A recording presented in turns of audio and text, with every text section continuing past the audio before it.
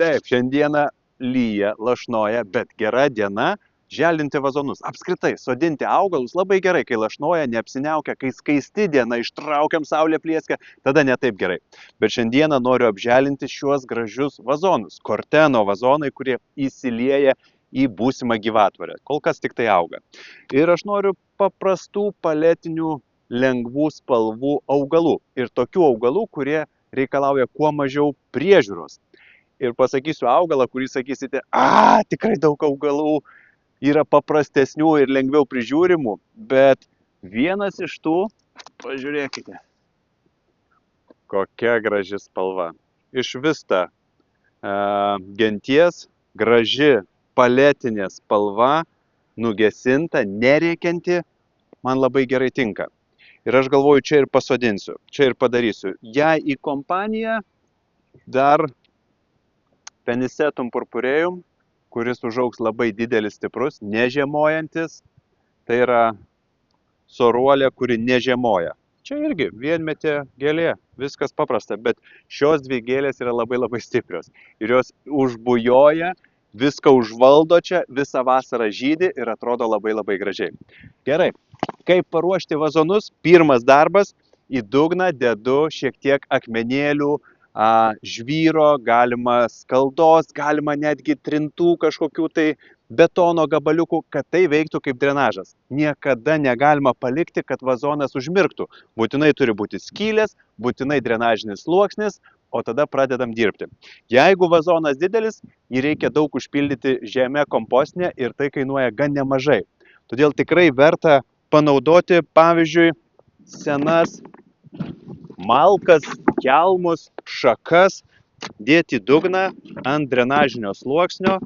Aš čia turiu įvairių šakų, kurias pernai naudojau atramom augalams parišti. Tai čia buvo parišti ir pomidorai, ir agurkai, o dabar galiu sudėti į dugną. Jie veiks kaip drenažas, gerai gyvena, prilaiko drėgmę, gyvena grybieną.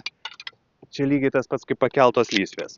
O taip, sudedam į patį dugną dar šakų. Čia tai geras bambukas, šitą paliekam. Daugiau šakų į dugną. Dar šakų. Pirmiausia dedame pačias stambiausias. Paskui smulkesnės. Va, kokios smulkios. Į dugną. Jos sudarys gerą oro tarpą.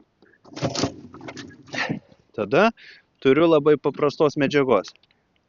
Va, dar sudedu paskutinės. Šiek tiek susmulkinu viduje. Gerai. Štai čia pavasarį kirpau miskantus, hortenzijas ir su smulkintuvu viską sumaliau. Sumaliau ir gavau tokias, nežinau, kaip pjuvenas, kaip drožlės, kur galiu drąsiai dėti į dugną. Paspausim. Taip. Dar įdėsim. Gali būti lapai tiesiog. Arba jeigu pernai rinkote lapus, dėjote kažkur tai, pasiimkite ir panaudosite vazonam pildyti. Štai taip. Štai taip. Trečdalį vazono užpildau vien tik tais sodo liekanos, galima pavadinti. Čia netgi galite dėti putą.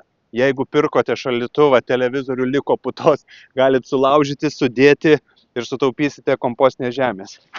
Kompostinę žemę naudoju švarę, kurioje nėra piktžolių, persijota ir gerai laikančią drėgmę.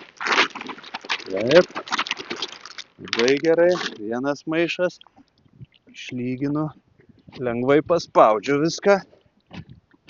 Šitaip. Dar truputėlį. Oi, augalam puikus oras. Sodinti idealu. Taip. Dar pjaunam.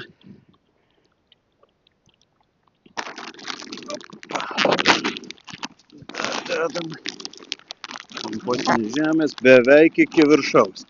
Truputėlį palieku augalams sodint. O, čia lygiai panašiai ir sueis. Dar truks, reikės dar atsinešti. labai neblogai. Gerai. Štai taip, štai taip. Kompostinė žemė. Ir dabar galim sodinti augalus. Jeigu nežinote, kaip atrodys, pasidėliokite vazone, kompoziciją. Šios oruolės bus didžiulės, jos kris lapai ir atrodys labai gražiai. Taip, išimam, vazonas gražiai užsipildęs. Jeigu šaknys susispaudė, galite lengvai pajudinti, pakrutinti. Taip, vienas. O, atrodo įsilis.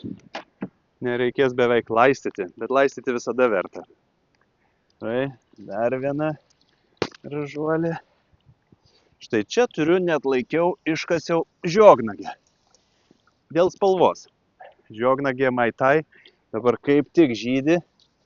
Ir ją įsodinsiu, trumpai palaikysiu, o paskui išimsiu, nes aš ją norėjau kaip tik persodinti. Tai ne pats geriausias laikas iškasti, bet man spalviškai labai gerai tinka. Oranžinė prie švelnios nugesintos spalvos labai gerai. Taip, čia. Va, įsodinam čia. Dar truputėlį. O, atrodo, kad įsilis, gražiai įsilis. Va, kaip gražiai. Už gėlės esu labai dėkingas sodo rožiai. Jie man padovanojo. Ten tokia gausybė, nuvažiuoji pilną gėlių, paskui pradedi rinktis ir galvoji, ar man reikia daug spalvų, aš noriu paprastumo. Ir tada pradėjau žiūrėti, kuo paprasčiau, bet kad man būtų nerėkiančiai, gražu ir tarsi atradimo jausmas. Va. Taip, čia gerai, čia gerai. Čia gerai, truputėlį dar trūksta kompostinės žemės, bet dar įdėsiu ir atrodys puikiai.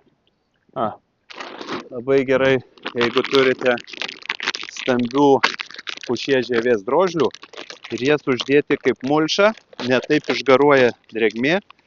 Ir kas svarbiausia, kai lyja arba laistote, neaptaško taip žiedų žeme ir lapai mažiau serga ir augalai mažiau serga.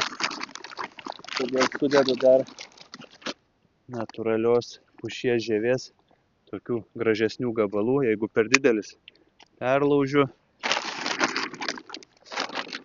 Štai. Šitas tikrai didelis. Taip, taip. Prilaikys drėgmę, neleis išgaruoti. Ir atrodo pakankamai dekoratyviai. Taip, nesvarbu, kad lyja, palaistyti visada būtina. Imam vandens laistytuvą, būtinai jūrų dumblių, apie 20 ml 10 litrų. Taip.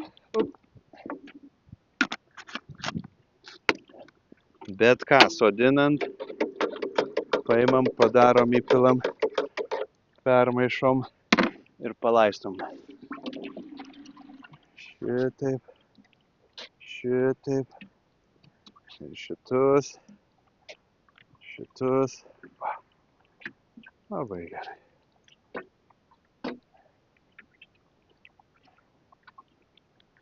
Hop.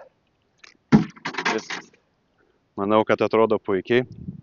Lyja gan stipriai, bet viskas tilps.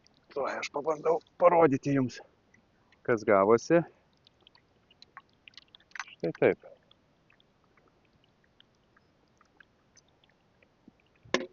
Petunija visą ir lygiai tą patį atkartojau štai ten. Va taip, štai taip, štai taip. Ir štai čia. Lygiai tas pats.